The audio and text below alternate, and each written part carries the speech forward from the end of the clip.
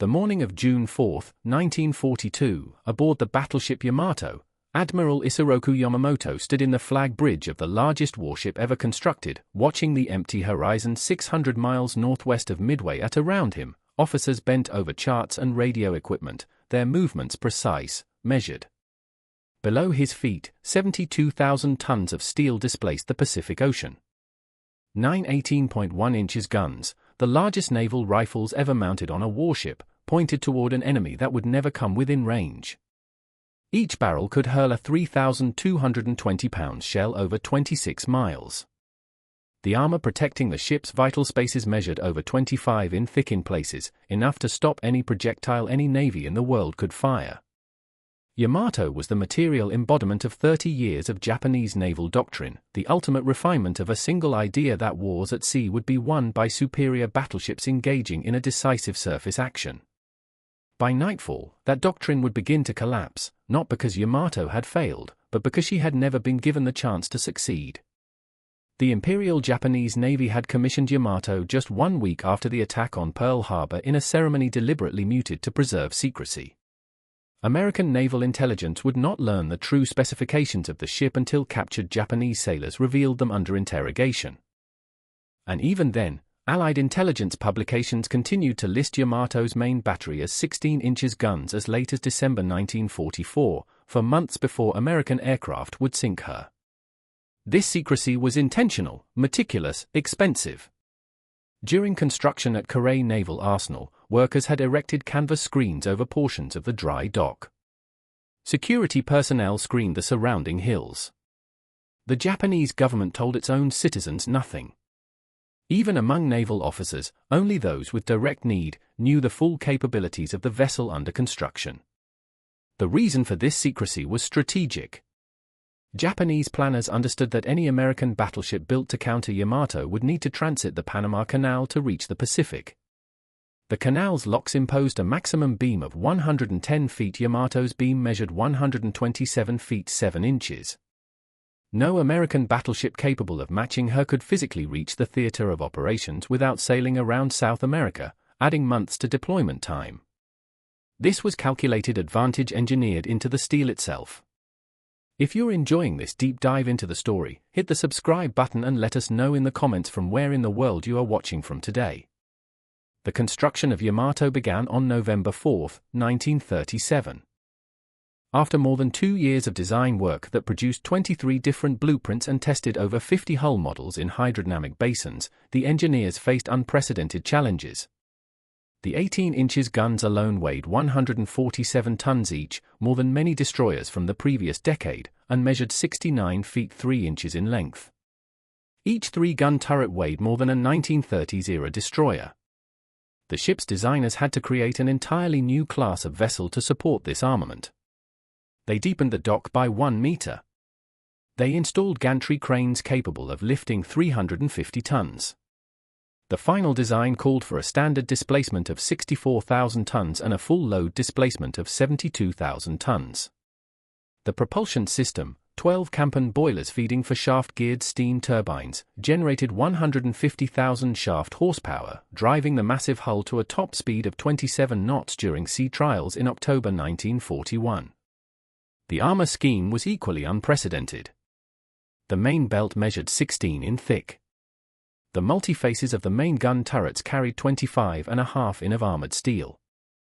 The armor deck over the magazines measured 8 in thick with provisions to protect against underwater explosions. In total, the armor mass reached 22,534 tons. The metal was not perfect.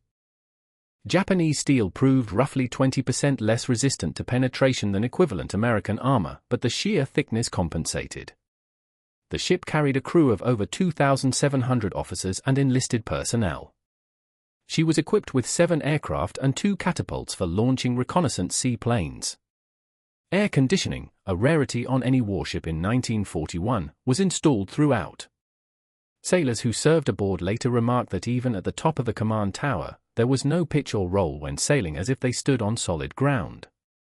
To understand why Japan built Yamato requires understanding the doctrine that shaped every decision of the Imperial Japanese Navy for 3 decades. The Japanese called it Kaikessen, the decisive battle doctrine. The concept had its origins in the writings of American naval historian Alfred the Mahan, whose theories on sea power had influenced naval thinking worldwide.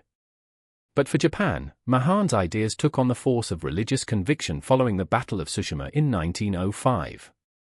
During the Russo-Japanese War, Admiral Togo Heihachiro led the Japanese fleet to a crushing victory over the Russian Baltic Fleet in the Tsushima Strait. The Russians lost 8 battleships and 4,800 men. The Japanese lost 3 torpedo boats and 110 men. It was the most one-sided naval victory in modern history, achieved through superior training, superior gunnery, and concentration of force. The lesson was clear, or so it seemed. A smaller, better trained, better equipped fleet could defeat a numerically superior enemy in a single climactic engagement. This victory validated what became known in Japanese naval circles as Taikon Koho Sugi, the principle of big ships and big guns. If Japan could build battleships superior to any potential enemy, and if Japanese gun crews could train to a higher standard than any navy in the world, then Japan could defeat even the United States Navy in a decisive surface engagement. The geography of the Pacific seemed to favor this approach. The U.S. Pacific Fleet would be based in Hawaii, over 4,000 miles from Japan. Any American offensive would require the fleet to cross vast distances, consuming fuel and supplies, degrading operational readiness. Japanese planners envisioned wearing down the American fleet through submarine attacks and air raids as it advanced westward. Then, when the Americans reached the Mariana or Marshall Islands roughly 1,400 m southeast of Japan, the Japanese battle fleet would engage them in the decisive clash. The Americans would be exhausted, reduced in numbers, far from their bases. The Japanese would be fresh, concentrated, operating near their own supply lines. Japanese battleships with longer-range guns and heavier armor would devastate the American fleet. A negotiated peace would follow. Japan would retain its conquests. The empire would endure. By 1934, this thinking had become so entrenched that the revised battle instructions stated without equivocation: battleship divisions are the main weapon in a fleet battle, and their task is to engage the main force of the enemy. That same year, the Navy General Staff secretly approved plans to build for super battleships. Yamato was the first. But even as Yamato's keel was being laid, dissenting voices questioned whether the age of the battleship was ending. Advocates of naval aviation argued that aircraft carriers could project power far beyond the horizon, striking enemy fleets before battleships ever came within gun range. The new technologies of submarines and torpedo bombers threatened to render the line of battle obsolete. These advocates found their champion in Admiral Isoroku Yamamoto, who assumed command of the combined fleet in August 1939. Yamamoto had studied at Harvard University. He had served as naval attaché in Washington. He understood American industrial capacity in ways many of his colleagues did not. In January 1941, months before the outbreak of war, Yamamoto wrote a memorandum titled Views on Military Preparations. In it, he argued that the ascendancy of aircraft and submarines meant the single great decisive battle would never take place. He called for the Navy to expand its air forces and train commanders for numerous small engagements rather than one climactic clash. But Yamamoto's influence had limits. The conservative old guard admirals who had built their careers around battleship doctrine dominated the Navy General Staff. They could not accept that aircraft carriers should supersede battleships as the fleet's primary striking arm. The investment in Yamato and her sister ship Musashi represented too much institutional momentum, too much national prestige, too much strategic calculation to abandon. The carriers would have a role certainly, but the battleships would deliver the final blow. So Yamato was completed, and on December 16, 1941, she was formally commissioned at Kure, becoming the flagship of the combined fleet under Admiral Yamamoto. The very man who had questioned whether such ships still had a place in modern naval warfare. The aircraft that would render Yamato's guns irrelevant was by most measures an unremarkable machine. The Douglas SBD Dauntless was a low-wing single-engine scout bomber with a two-man crew. It measured 40 feet 8 inches in length with a wingspan of 41 feet 6 inches. Maximum speed was 255 miles per hour. Painfully slow by fighter standards. The SBD-3 model that equipped American carriers in June 1942 carried two forward-firing half-in machine guns in the engine, cowling, and twin 30-caliber machine guns in the rear cockpit for the radio gunner. The bomb load was modest, 1,000 pounds, typically a single bomb mounted on a centerline cradle beneath the fuselage. The bomb release mechanism used a wishbone design that swung the bomb clear of the propeller arc during the near-vertical dive.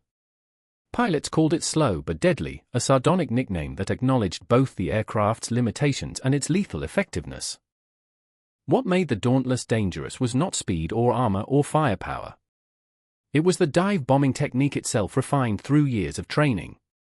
A Dauntless pilot would approach the target at altitude, typically 15,000 feet or higher, then roll inverted and pull through into a 70 to 80 degrees dive angle. The aircraft was sturdy enough to withstand this nearly vertical plunge. Perforated dive brakes on the trailing edges of the wings deployed automatically, controlling the descent speed and keeping the plane stable even as it screamed toward the target at terminal velocity. The pilot aimed through a telescopic sight mounted in the cockpit, making continuous corrections as the target grew larger. At around 1,500 to 2,000 feet, low enough that missing was nearly impossible, high enough to survive the bomb's blast, the pilot released the bomb and pulled out of the dive, subjecting himself to forces approaching 6 times normal gravity. The gunner in the rear seat, experiencing the same crushing G-forces, remained alert for enemy fighters during the vulnerable pull-out. The technique required extraordinary skill and extraordinary courage. Anti-aircraft fire intensified as altitude decreased. The dive took roughly 30 seconds from initiation to bomb release, 30 seconds during which the pilot was committed, unable to evade, focused entirely on placing the bomb precisely on target. Enemy fighters could attack from above during the dive or chase the bomber during its pull-out. The rear gunner provided the only defense. Yet, this vulnerability was also the source of the Dauntless lethality. High-altitude level bombing, as practiced by B-7 flying fortresses, achieved hit rates of roughly 2% against ships at sea. Dive bombing achieved hit rates approaching 40%. The difference was physics. A bomb released from altitude was subject to wind drift, calculation errors, evasive maneuvering by the target. A bomb released from 1,500 feet was essentially a ballistic projectile on a nearly straight trajectory. The carrier deck or battleship deck rushed up to meet it with minimal time to react. By June 1942, American carrier squadrons had developed standardized dive bombing doctrine. Multiple aircraft attacked simultaneously from different angles, saturating defenses, preventing effective evasive action. The bomb itself was typically a 000-pound Mark 13 general-purpose weapon with a contact or short delay fuse. Penetrating a carrier's wooden flight deck required no armor-piercing capability. The bomb punched through into the hangar spaces below, where aviation fuel, armed aircraft, and ammunition created catastrophic secondary explosions. A single 000-pound bomb properly placed could transform a carrier into a flaming wreck within minutes. This was not theoretical. At the Battle of Coral Sea 1 month earlier, Dauntless dive bombers had proven the concept by sinking the light carrier and severely damaging the fleet carrier Shukaku. The technique worked. The doctrine was established. The crews were trained. All that remained was the opportunity. 1,020 hours.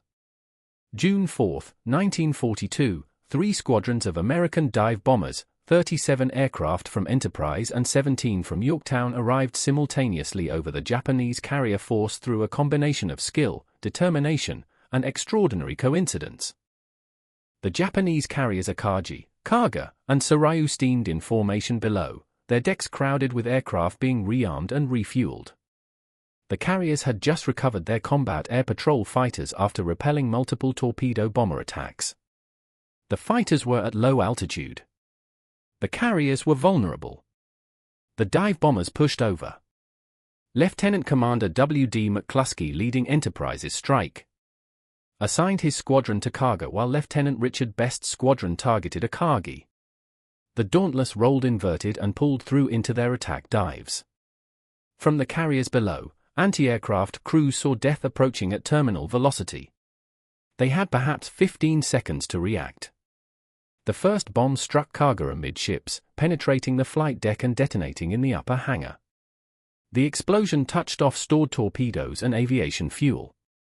A second bomb hit near the island superstructure. A third struck aft. Within moments, cargo was burning from stem to stern. Akagi might have escaped. McCluskey had assigned 2 squadrons to 2 targets, violating doctrine that dictated the trailing squadron attack the near target. But Lieutenant Best, realizing cargo was doomed, made a split-second decision. He led just 3 aircraft against Akagi while the rest of his squadron followed McCluskey. Best's bomb struck Akagi's flight deck and midship, penetrating into the hangar where armed and fueled aircraft awaited launch. The blast ignited fires that would burn for 9 hours before the carrier had to be scuttled. 1 bomb, 1 aircraft carrier. Simultaneously, Yorktown Squadron under Lieutenant Commander Maxwell Leslie attacked Sarayu. 3 bombs struck in rapid succession, transforming the carrier into an inferno. The entire attack, 3 carriers fatally damaged, took 6 minutes. Ensign Mitsuru Yoshida, a radar officer aboard Yamato, 600m to the northwest, would later recall the confusion aboard the flagship as fragmented radio reports filtered in. The information was incomplete, contradictory. Carriers burning, carriers sinking, enemy dive bombers. The scope of the disaster took hours to comprehend. Admiral Yamamoto, commanding from Yamato's bridge, initially ordered a night surface engagement, hoping to bring his battleships within gun range of the American carriers. But the American carriers withdrew eastward, refusing the engagement Yamato had been built to win. By 0:15 hours on June 5, Yamamoto cancelled the operation and ordered the fleet to withdraw. If you find this story engaging, please take a moment to subscribe and enable notifications. It helps us continue producing in-depth content like this. Yamato had steamed within 600m of enemy carriers, closer than she would come again until 1944, and had never fired her main battery. Her 9 18-inch guns, each capable of hurling 1.5 tons of steel 26 miles, remained silent. The decisive surface engagement, for which she had been designed, never materialized. The decisive engagement had been fought and won by aircraft operating from ships Yamato could have destroyed with a single salvo had those ships ever come within range. But they never would. The paradigm had shifted. Commander Mitsufu Ida, who had led the Pearl Harbor attack and was aboard Akagi during Midway, would later write that the battle marked the moment when Japanese naval officers began to understand that carriers, not battleships, would determine victory in the Pacific. The understanding came too late. For fleet carriers, Akagi, Kaga, Sarayu, Hairu, sunk or scuttled. Over 3,000 Japanese sailors did. Most critically, over 700 aircraft mechanics and maintainers lost, specialists whose training took years and whose skills could not be quickly replaced. Japan would build more carriers. But the pool of experienced pilots and crews had been devastated in a single day by an attack lasting minutes delivered by aircraft. Japan's battleships could neither prevent nor counter. The implications became clear in the months that followed. Yamato returned to Japan, then moved to the anchorage at Truk Atoll in August 1942. There she would remain with brief interruptions until May 1943. The period would later be referred to sardonically as Yamato's service as the Yamato Hotel. While American and Japanese forces fought desperately for Guadalcanal, the first major American counteroffensive, Yamato sat at anchor. The reasons advanced for keeping her out of action varied. Fuel shortages, lack of bombardment ammunition, the restricted shallow waters near Guadalcanal, unsuitable for a ship with a 36-foot draft, her slower speed compared to the Congo-class fast battleships. But underlying all these practical concerns was a deeper reluctance, the recognition that committing the most powerful battleship ever built to a battle dominated by carrier aviation and land-based aircraft was to risk losing her for no strategic gain. The decisive battle Yamato had been designed to fight would not occur in the Solomon Islands. It would not occur anywhere. The psychological impact on Japanese naval officers was profound. Shigeru Fuku, chief of the operations section of the Imperial Japanese Navy General Staff, had described Yamato and Musashi as symbols of naval power that provided to officers and men alike a profound sense of confidence in their navy. Some Japanese citizens believed their country could never fall as long as Yamato was able to fight. But confidence built on material superiority means nothing when that material never engages. Admiral Mateo Gaki, who had participated in the planning for Midway, later questioned in his diary why Japanese planners always sought a decisive battle rather than attacking vulnerable elements of the enemy fleet. The question revealed the intellectual crisis. The entire structure of Japanese naval doctrine, 30 years of planning, training, construction, had been predicated on bringing superior battleships to bear in a climactic surface engagement. When that engagement proved unattainable, when American carriers operated beyond the reach of Japanese guns, the doctrine collapsed, and with it collapsed the justification for ships like Yamato. The Battle of Midway resulted in a significant rethinking of Japanese naval doctrine. The emphasis shifted from battleships to carriers. Aircraft carriers were recognized as the primary striking arm capable of attacking enemy units beyond the horizon. Surface units, including battleships, were relegated to a supportive role. But this shift came too late. Japan had lost for fleet carriers and, more critically, the experienced pilots and aircraft mechanics who made carrier operations effective. Replacing the carriers took 2 years. Replacing the trained personnel was impossible. American industrial capacity was producing carriers, aircraft, and trained pilots faster than Japan could match. The qualitative edge Japan had sought through superior battleship design became irrelevant in a war decided by carrier aviation and logistics. When Yamato finally did engage American surface forces during the Battle of Samar in October 1944, she fired her 18-inch guns at American escort carriers and destroyers. She straddled the escort carrier White Plains with salvos that sent geysers of colored water hundreds of feet into the air, but scored no direct hits before the Japanese force withdrew. It was her only surface action against enemy warships. She sank no ships. On April 7, 1945, Yamato was sunk by American carrier aircraft torpedo bombers and dive bombers, including the Curtiss Hell diver that had replaced the Dauntless during a suicide mission to Okinawa. She took 11 torpedoes and 6 bombs before capsizing. Of her crew of over 2,700 men, only 269 survived. The largest, most powerful battleship ever constructed had been rendered obsolete by aircraft carrying 1,000 bombs flown by pilots who had trained for precisely this mission, executing a doctrine proven effective 3 years earlier at Midway. On the morning of April 6, 1945, 72,800 tons of obsolescence departed Tokayama Naval Base. Yamato led a force of 10 warships, the light cruiser Yahaji and 8 destroyers south through the Bongo Strait toward Okinawa. Admiral Sechito commanded from Yamato's bridge. Vice Admiral Ito had initially refused the mission outright. When informed that Emperor Hirohito himself expected compliance, Ito accepted his fate with resignation. The operation was designated Tango, meaning Heaven Number 1. Everyone involved understood it was a suicide mission. The ships carried enough fuel for a one-way voyage, though reportedly base personnel secretly loaded additional fuel in defiance of orders.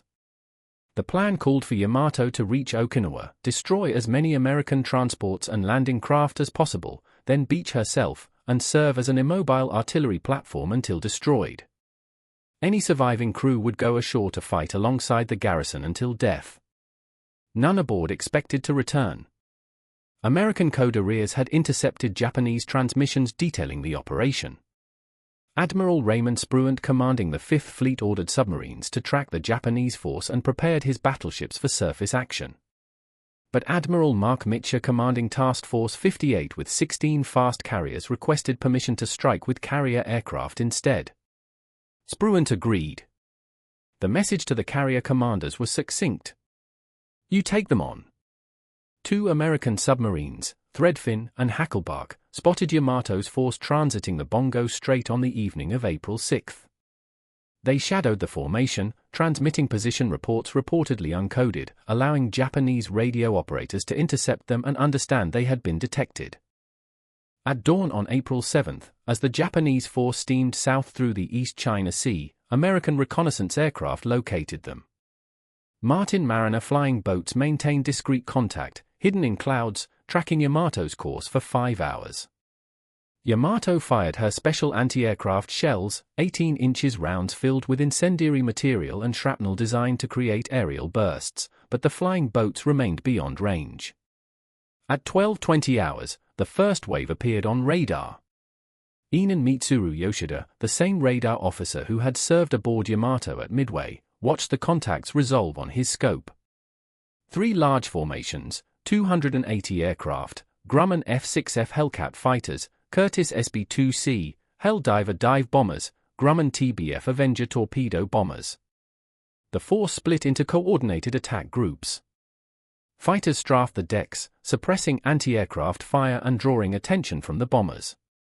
Dive bombers attacked from multiple angles. Torpedo bombers, having learned from the sinking of Yamato's sister ship Musashi 6 months earlier, concentrated their attacks on the port side, only a deliberate tactic to induce asymmetric flooding and accelerate capsizing. The first torpedo struck at 12:41. Then bombs, then more torpedoes. Yamato maneuvered desperately, turning hard to port, then starboarded, attempting to evade the coordinated attacks. Her anti-aircraft batteries fired continuously. She had been refitted with over 150 25mm guns for this final mission, but the volume of attacking aircraft overwhelmed the defenses. By 13:30, Yamato had taken multiple torpedo hits to port. The ship developed a severe list.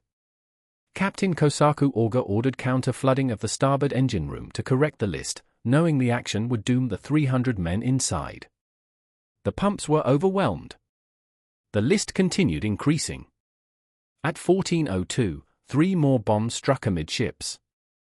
Captain gave the order to abandon ship. At 14:17, the ship was struck by additional torpedoes to port. The list passed 15 degrees. At 14:23, Yamato rolled completely onto her port side and capsized. Her forward magazines detonated. The explosion sent a mushroom cloud visible 100 m away on Kyushu. When the smoke cleared, Yamato was gone. Of her crew of 2,767 men, only 269 survived. She had been destroyed by the very weapon system that had rendered her obsolete 3 years earlier. The loss of Yamato confirmed what military analysts had understood since Midway. The age of the battleship had ended, but the implications extended beyond naval doctrine. Yamato represented the culmination of a strategic philosophy, the belief that qualitative superiority could offset quantitative inferiority, that individual ships of unprecedented power could substitute for industrial capacity. Japan had bet its naval strategy on building battleships no enemy could match, operating them in a decisive engagement that would force a favorable peace. The fundamental flaw was assuming the enemy would accept that framework. American naval doctrine evolved faster than Japanese planners anticipated. By 1942, the United States Navy had reorganized around carrier task forces, relegating battleships to escort and fire support roles. The decisive surface engagement Japan had planned for never occurred. Not because American battleships were superior, but because American carriers kept them beyond battleship gun range. Yamato's entire operational life from commission in December 1941 to sinking in April 1945 encompassed just 3 years and 4 months. During that time, she fired her main battery in anger exactly once at the Battle of Samar in October 1944, when she and other Japanese heavy units attacked American escort carriers and destroyers. She straddled the escort carrier White Plains with near misses, but scored no confirmed hits before the Japanese force withdrew, fearing the approach of American fleet carriers. It was the only time Yamato's 18-inch guns engaged surface targets. She sank no enemy ships. The contrast with aircraft carriers was stark. The Essex-class carriers that dominated the final 2 years of the Pacific War displaced 33,000 tons, roughly half Yamato's displacement. They carried air groups of 90 to 100 aircraft. A single Essex-class carrier cost approximately $70 million to build. Yamato cost roughly $250 million more than 3 Essex-class carriers. Yet those carriers could project power hundreds of miles beyond the horizon, strike multiple targets simultaneously, and remain relevant throughout the war. Yamato projected power only to the range of her guns. 26 miles under ideal conditions, less in combat. Her massive armor protected against threats that never materialized. Her enormous guns engaged targets that never came within range. The strategic miscalculation was not in Yamato's design.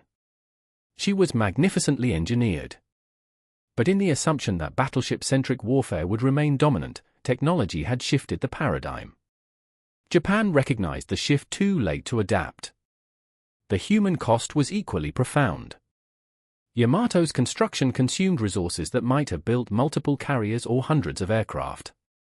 Her operation required a crew of over 2,700 highly trained specialists. When she sank, she took not only those lives, but also the institutional knowledge, experience, and training they represented. In a war of attrition, such losses were irreplaceable. Japanese naval power had been built around experienced personnel operating superior equipment. When that personnel was lost, as at Midway, as at Yamato's sinking, no amount of industrial effort could quickly replace them. The United States, by contrast, developed training programs capable of producing thousands of competent pilots and sailors annually, supported by an industrial base that manufactured aircraft and ships faster than they could be sunk. Japan could not match this production. The decisiveness of Midway demonstrated another strategic reality. Concentration of force created vulnerability. Japan had committed for fleet carriers to the operation, believing their concentration would overwhelm American defenses. When American dive bombers struck all four carriers within hours, Japan lost not just the ships, but a substantial portion of its naval aviation capability in a single day. Dispersion might have been safer, but dispersion contradicted the decisive battle doctrine. Kanti-Kessen demanded concentration for the overwhelming blow. When that blow failed to land, the concentration became catastrophic vulnerability. Yamato's story is ultimately about the collision between doctrine and reality, between faith and evidence, between the world as planners imagined it and the world as it actually was. For 30 years, the Imperial Japanese Navy had prepared for a specific kind of war. A war decided by battleship gunnery in a climactic surface engagement. They built institutions around this vision. They designed ships to fulfill it. They trained officers to execute it. And when war came, they discovered the vision was obsolete. The decisive battle they had prepared for would never occur. Not because they lacked the ships or the courage or the skill, but because their enemy fought a different kind of war entirely. The morning of June 4, 1942 should have been the moment of validation. Admiral Yamamoto directed operations from Yamato's bridge, confident his plan would draw out and destroy the American carriers. Instead, American dive bombers operating from those carriers destroyed 4 Japanese carriers in a matter of hours, while Yamato steamed 600 m away, her guns silent, her purpose unrealized. That morning revealed a truth that Japanese naval leadership struggled to accept. The weapons they had spent decades perfecting were irrelevant to the war they were actually fighting. This was not a failure of craftsmanship. Yamato was magnificently designed, brilliantly engineered, impressively constructed. Her armor was the thickest ever mounted on a warship. Her guns were the largest ever deployed at sea. Her fire control systems were sophisticated. Her crew was professional. None of it mattered because the fundamental assumption that battleships would determine naval supremacy was wrong. Wars are not won by fighting well, according to outdated doctrine. They are won by adapting faster than the enemy, by recognizing shifts in technology and tactics before those shifts become irreversible disadvantages. Japan recognized the shift. Admiral Yamamoto understood it, arguing in his 1941 memorandum that aircraft and submarines would determine the Pacific War. But institutional momentum, strategic investment, and doctrinal rigidity prevented adaptation. The battleships were built, the doctrine remained, and men died implementing strategies that could not succeed. The irony was profound. Japan built Yamato to secure a decisive advantage through qualitative superiority. She was superior, the most powerful battleship ever constructed. But superiority in an obsolete weapon system provides no advantage. A sword is superior to a club, but neither defeats a rifle. Yamato was the sword in a rifle war, magnificent and irrelevant. Her sinking on April 7, 1945 by aircraft she could not engage from carriers she could not reach, executing tactics she could not counter, was the final proof of a lesson learned 3 years earlier, but never fully accepted. The cost of that lesson was measured in ships sunk, sailors drowned, battles lost, and ultimately in a war Japan could not win. Yamato's legacy in Japan remains complex. She is remembered as a symbol of national pride and technological achievement, but also as a symbol of futility and waste. The word Yamato itself, a poetic name for Japan, ensures the ship's story resonates as metaphor. Her destruction marked not just the end of a battleship, but the end of an empire's faith in military supremacy through traditional means. When Yamato capsized and exploded on that April morning, she took with her the last remnants of Kai-Kessen, the decisive battle doctrine that had shaped Japanese naval thinking for a generation. What remained was the recognition purchased at catastrophic cost that the age of the battleship had ended not with a climactic surface engagement as planners had envisioned, but with aircraft dropping bombs from above, executing a doctrine proven effective years earlier by ordinary planes carrying 000-pound bombs flown by pilots who understood that wars are won not by fighting well, but by fighting correctly. Thank you for watching. For more detailed historical breakdowns, check out the other videos on your screen now. And don't forget to subscribe.